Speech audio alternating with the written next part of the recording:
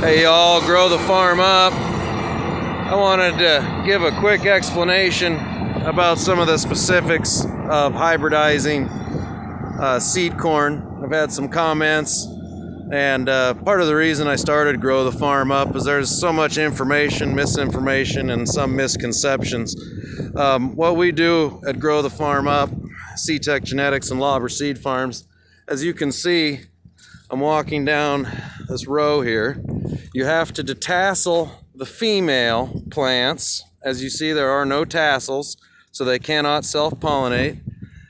And the female is pollinated by, as you can see, we've destroyed this male because it's done, and it's done its job. But over here is a row that he hasn't got to yet. These tassels pollinate these ears right here, as you can see.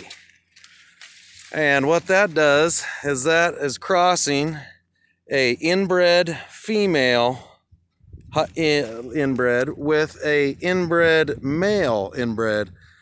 And then when you cross them, you cross the two inbreds, it makes a hybrid. And what we do at Grow the Farm Up is we make it possible for farmers to access top shelf and cutting edge genetics in their female plants and their male inbreds, and then we tailor the inbreds by the region. And that takes a year or two to see which inbreds work the best in which region. Grow the Farm Up, our objective is to enable farmers to have access to these cutting-edge inbreds. Hybridization is, as I think I already stated, has been around since the late 1920s. I mean, maybe even 1930s. It's not a new theory at all. We hybridize a lot of crops in the United States. What's difficult is understanding how and where to gain access to these inbreds, and then understanding which inbreds, female inbreds, to cross with which male inbreds, and which male inbreds to cross with which female inbreds. And that is a large part of what increases yield in corn. Nobody just replants seed that they harvested last year.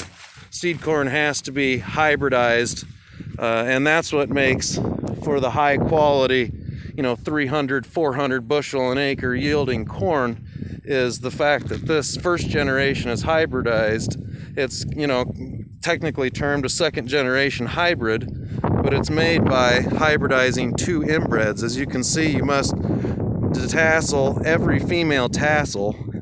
You can't even let one go, and a few late ones shoot up. This field has been made for a good 10 days. It takes about 3 to 6 days to pollinate a field, and once it's been pollinated, it cannot be pollinated again. So as you see a few late female tassels that are exerted, that female pollen landed on silks on the female ears, as you can see here, that has already been pollinated. So it cannot be a self, which is what they call that.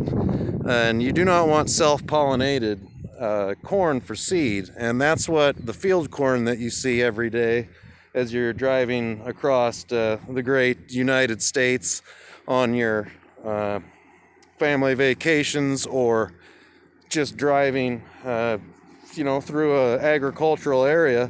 Most of the field corn you see cannot be turned into seed. I just wanted to give you guys a quick explanation and update about that. I've had some comments and a little bit of confusion about exactly what farmers growing their own seed is all about. It's all about accessing cutting edge genetics. And when I say genetics, that doesn't mean genetically modified. Every plant has a genetic genome map to it, and it's about the cutting edge genetics. Traits are what is genetically modified, and traits are completely separate and opposite from the genetics of a plant. Plants have had genomes since the beginning of time, And so when I say cutting edge genetics, there are genetics that work better in areas and don't work as well in areas. So it's about research, knowledge, understanding, and finding the right mixture and the right female inbreds and male inbreds to cross to make the best possible hybrid for your region.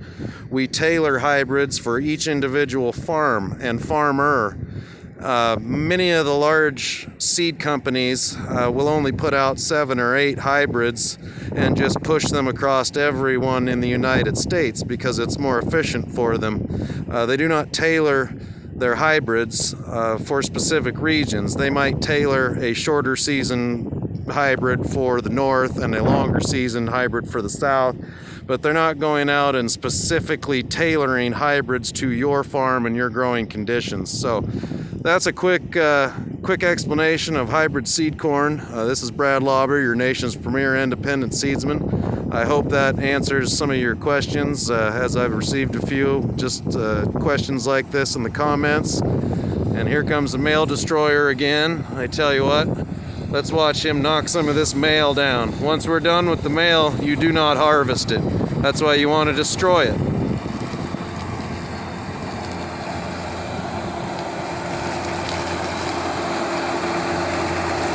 Dangerous knives a-spinning.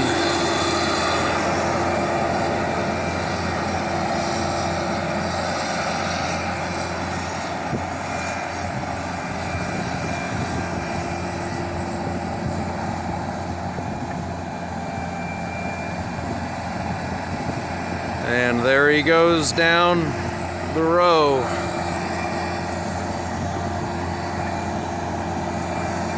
Yes, sir.